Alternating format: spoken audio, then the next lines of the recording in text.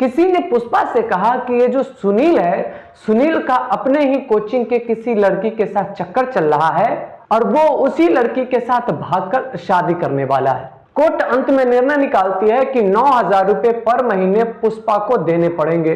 पुष्पा ने तो सोचा ही नहीं था कि सुनील की ऐसी हालत हो गई होगी कि वो ठेला चलाने लगा होगा। फिर पुष्पा कहती है कि अगर आपको जॉन्डिस है तो फिर तो आपको आराम करना चाहिए, इस हालत में काम तो आपको करना नहीं चाहिए, क्योंकि जिसे जॉन्डिस होता है उसे कोई भारी काम नहीं करना पड़ता, उसे रेस्ट की जरूरत होती है। आप इलाज करा रहे कि नहीं करा रहे? तो सुनील बताता है कि मैं इलाज तो करा रहा हूं, लेकिन मैं आराम नहीं कर सकता क्योंकि घर में पैसे की जरूरत है, माता पिता बीमार हैं और हर महीने तुझे भी तो 9,000 रुपये भेजने पड़ते हैं। दोस्तों, ये कहानी बहुत ही मजेदार होने वाली है। नमस्कार, प्रणाम। कहानी के इस एपिसोड में आपका स्वागत है।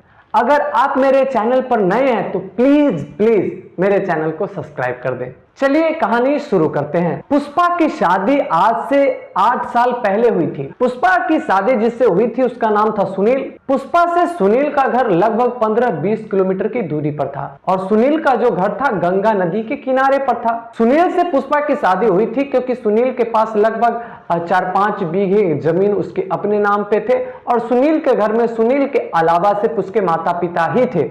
तो इसी कारण से, और पुष्पा देखने में बड़ी सुंदर थी, माँ बाप की इकलौती बेटी थी, तो और इधर सुनील भी इकलौता बेटा था।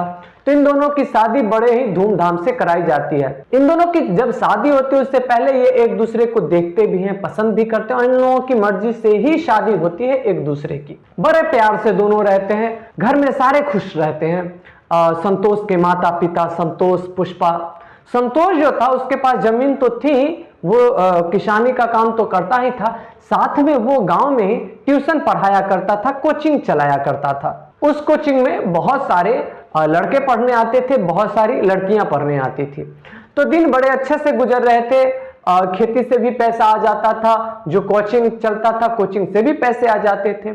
लेकिन फिर समस्या शुरू तब हुई जब किसी ने पुष्पा के कान भरने शुरू कर दिए। किसी ने पुष्पा से कहा कि ये जो सुनील है, सुनील का अपने ही कोचिंग के किसी लड़की के साथ चक्कर चल रहा है और वो उसी लड़की के साथ भागकर शादी करने वाला है। ये बात जब पुष्पा सुनी तो पुष्पा को बहुत बुरा लगा। पुष्पा सुनील से इस बात को लेकर बोलने लगी। सुनील इस बात को काट देता, नकार देता। सुनील बोलता, ये किस तरीके की बातें तुम कर रही हो? वो जितने भी बच्चे हैं हमारे बच्चे जैसे हैं, बहुत छोटे हैं, उनसे इस तरीके के बारे में मैं सोच नहीं सकता। तुम्हें किसने इस तरीके की बातें कही? सुनील उसको समझाता, लेकिन सुनील के बातों पर उसे भरोसा होता नहीं, क्योंकि किसी मंथरा ने पुष्पा के कान भर दिए थे।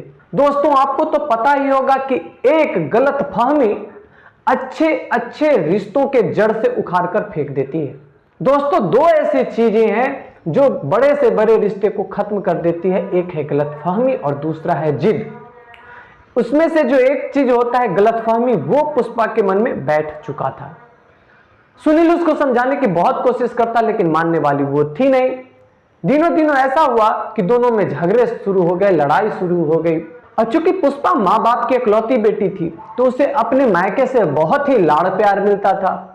तो उसे एक तरफ से तो कोई लाड़ प्यार में कमी थी नहीं, यहां उसे लग रहा था कि उसका पति उसे बेवफाई कर देगा। और सुनील कसम खा के बोलता, अपनी माँ बाप का कसम खा के बोलता, वो कहता कि अगर तुमको ऐसा लगता है तो बोलो तो मैं कोचिंग छोड़ देता हूं, तुम चाहो तो मैं उस लड़की को मना कर देता हूं कि तुम मत पढ़ने आया करो। लेकिन पुष्पा उसको कहती कि क्या पता कोचिंग बंद कर दोगे, उस लड़की को आना मना कर दोगे, लेकिन उसके बाद चुपके चुपके मिलते रहे। अब सुनील के पास कोई रास्ता ही नहीं बचा था। सुनील उसको मनाने की बहुत कोशिश करता है, अपने सास ससुर से भी ये बात कहता है, लेकिन सास ससुर भी अपने बेटी का पक्ष लेते हैं। मामला इतना बिगड़ जाता है कि पुष्पा सुनील से तलाक लेने का जिद कर देती है, तलाक लेने की अर्जी डाल देती है।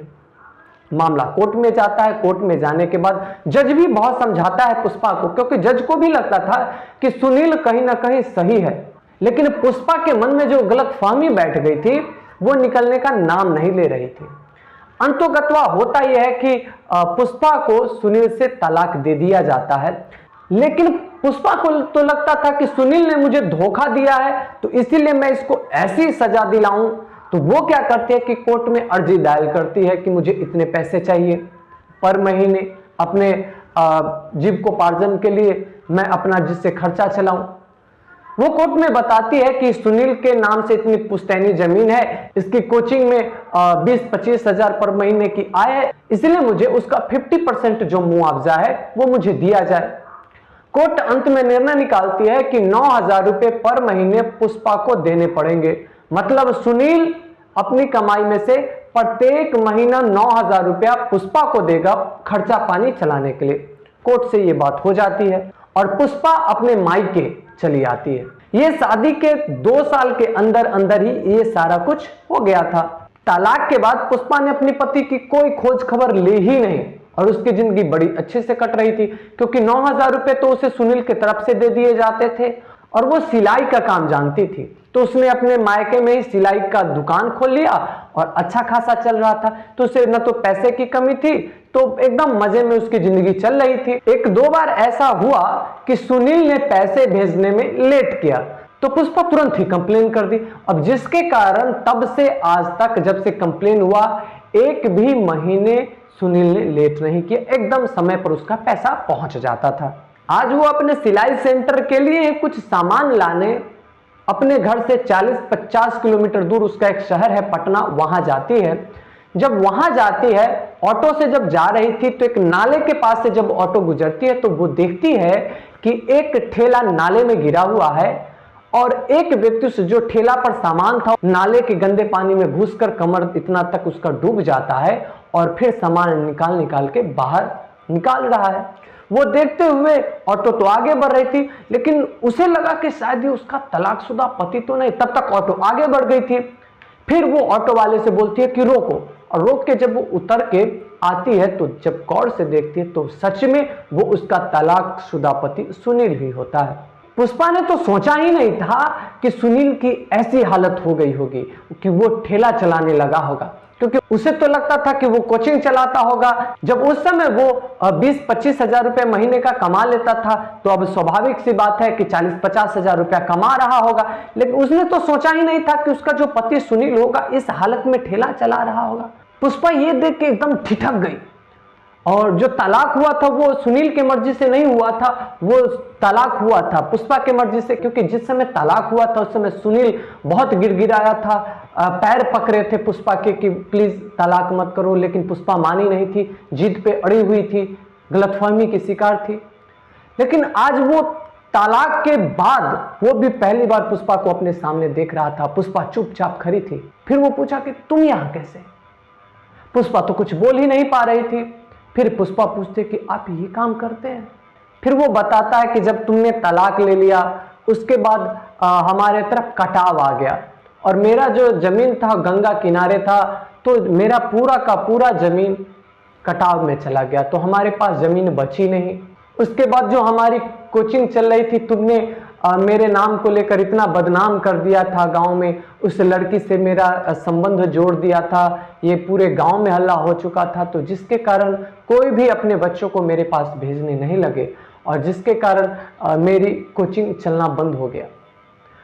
2-4 बच्चे आते थे जिससे हमारा गुजारा हो नहीं सकता था, क्योंकि घर में जो मम्मी पापा हैं उनकी तबीयत खराब रहती है, अपना खर्चा है और तुझे भी तो 9,000 रुपये पर महीने भेजने पड़ते हैं। वो यह भी बताता है कि बीच में जब हमारी स्थिति खराब हो गई थी तो मैं 1-2 महीना लेट कर दिया तो तुमने कंप्लेन कर दिया, जिसके कारण मुझे कर्जा लेकर तुझे 9,000 रुपये पर महीने भेजने पड़े। ये बात सुनती है पुष्पा को अब भी ज्यादा कुछ बुरा तो नहीं लगता है, क्योंकि उसे ये लग रहा था कि मेरे आने के बाद इसने उस लड़की से शादी कर ली होगी, क्योंकि जो गलतफहमी उसके माइंड में बैठी हुई थी इस हद तक बैठी हुई थी कि उसे लगता था मेरे रहते या मेरे बाद ये वो अपनी जो इसकी विद्यार्थी छात्रा है, लड़की है, उससे तो ये शादी करेगा ही। तो इसे लग रहा था कि इसने अपने विद्यार्थी से शादी कर ली होगी। वो फिर सुनील से पूछती है कि आपके कितने बच्चे हैं? तो सुनील बोलता है कि बच्चे? कैसे बच्चे? बच्चे होते उससे पहले तो तूने तलाक ले लिया। तो पुष्पा ने कहा कि मैं अपनी बात नहीं कर रही हूं, मैं उस लड़की की बात कर रही हूं जिसके चक्कर में मेरा तलाक हुआ। तो फिर सुनील बताता है कि हमारा उसका तो कोई चक्कर था ही नहीं, न तब था न अब है। उस समय भी तुम गलतफहमी की शिकार थी, आज भी तुम गलतफहमी की शिकार हो। उसकी शादी कहाँ हुई नहीं हुई मुझे ये भी नहीं पता। पुष्पा जब ये बात सुनी तो उसके मन में जो गलतफहमी बैठी हुई थी उसको बहुत बड़ा झटका लगा। उसे अपनी गलती का एहसास होने लगा। उसे लगने लगा कि मैंने गलतफहमी में अपने रिश्ते को, अपनी खुशी को आग लगा दिया, अपने साथ साथ इस आदमी के जीवन में भी आग लगा दिया। वो अपने गलती को अपने मन में स्वीकार तो कर रही थी, लेकिन अब कोई दूसरा उपाय भी नहीं था। पुष्पा उसका सामान निकालने में मदद करना चाहती है तो सुनील उसको रोक देता है, कहता है नहीं मैं कर लूंगा। फिर दोनों में बहुत सारी बातें होती है। पुष्पा उसका हाथ पकड़ के रोने लगती है तो सुनील कहता है कि मैं तो यही सोचता हूं कि मेरे पिछले जन्म के कोई कर्म रहे होंगे जिसके कारण तुम जैसी अच्छी बीवी मुझे मिली, लेकिन मेरे किसी गलती के कारण मुझे छोड़ के चली गई। जो मैंने कोई गलती किया होगा उसका मुझे पाप लगा, मैं उसी का प्रायश्चित कर रहा हूँ। सुनील यह भी कहता है कि मैं जानता हूँ कि तू गलतफहमी की शिकार हुई, लेकिन मुझसे भी कोई ऐसी गलती जरूर हुई होगी जिससे कि तुम्हारे गलतफहमी को बल मिला होगा।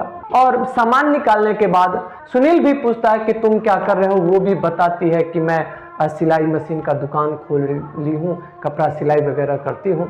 इस तरीके से सुनील चलने लगता है तो साथ में वो भी चलती है। सुनील अपना कर्तव्य समझकर उसको एक गलत सत्तू पिलाता है। जितना देर वो सुनील के पास रुक रही थी उतना वो सुनील से फिर से बंधती जा रही थी। सुनील की तरफ वो खिंचाव महसूस कर रही थी, सुनील की तरफ प्यार महसूस कर रही थी। दोपहर का समय था, बहुत ही धूप थी। तो जब वो एक दूसरे के पास रुक के बातचीत कर रहे थे तो इसी में पुष्पा ने देखा सुनील की आंखों में, तो सुनील का आंख जो था पीला हो चुका था। तो उसने सुनील से पूछा कि आपकी आंखें पीली कैसी है। तो सुनील कहता है कि मुझे जॉन्डिस है। फिर पुष्पा कहती है कि अगर आपको जॉन्डिस है तो फिर तो आपको आराम करना चाहिए, इस हालत में काम तो आपको करना नहीं चाहिए, क्योंकि जिसे जॉन्डिस होता है उसे कोई भारी काम नहीं करना पड़ता, उसे रेस्ट की जरूरत होती है। आप इलाज करा रहे कि नहीं करा रहे। तो सुनील बताता है कि मैं इलाज तो करा रहा हूं, लेकिन मैं आराम नहीं कर सकता क्योंकि घर में पैसे की जरूरत है, माता पिता बीमार हैं और हर महीने तुझे भी तो 9,000 रुपये भेजने पड़ते हैं। ये बात सुन के पुष्पा इतने बुरे तरीके से चिल्लाने लगी, बुरे तरीके से रोने लगी और सुनील का पैर पकड़ ली और कहने लगी माफ कर दो। बहुत देर तक पुष्पा रोती रही। सुनील के भी आंखों में आंसू थे। सुनील ने कभी अपने दिल से पुष्पा को तो निकाला ही नहीं था, क्योंकि अगर निकाला होता तो इन 6 सालों में किसी न किसी से शादी कर लेता। और पुष्पा ने भी अपने दिल से सुनील को नहीं निकाला था, क्योंकि अगर वो भी निकालती, वो भी कहीं ना कहीं शादी कर लेती। ये तो एक गलतफहमी थी जिसने पुष्पा को सुनील से दूर कर दिया था। पुष्पा सुनील के पैर पकड़ के रो रही थी तो सुनील ने उसको उठाया और गले से लगा लिया। जितने भी सिकवे गिले थे दोनों के दूर हो गए। आज पुष्पा को लग रहा था कि जैसे वो फिर से दुल्हन बनी है, सुनील को लग रहा था कि वो आज फिर से दूल्हा बना है और फिर वो दोनों अपने जीवन की नई शुरुआत करते हैं। दोस्तों, एक गलतफहमी आपके रिश्ते को तोड़ सकता है, एक जिद आपके रिश्ते को तोड़ सकता है। आप अगर कहीं भी रिश्ते में हैं तो कोशिश कीजिए कि रिश्ते में गलतफहमी ना आए। साथ ही आप यह भी कोशिश कीजिए कि आप कोई ऐसा काम ना करें जिससे कि सामने वाला आपके ऊपर गलतफहमी का शिकार हो। और रिश्ते में दूसरी चीज है कि आप जिद्दी ना बने।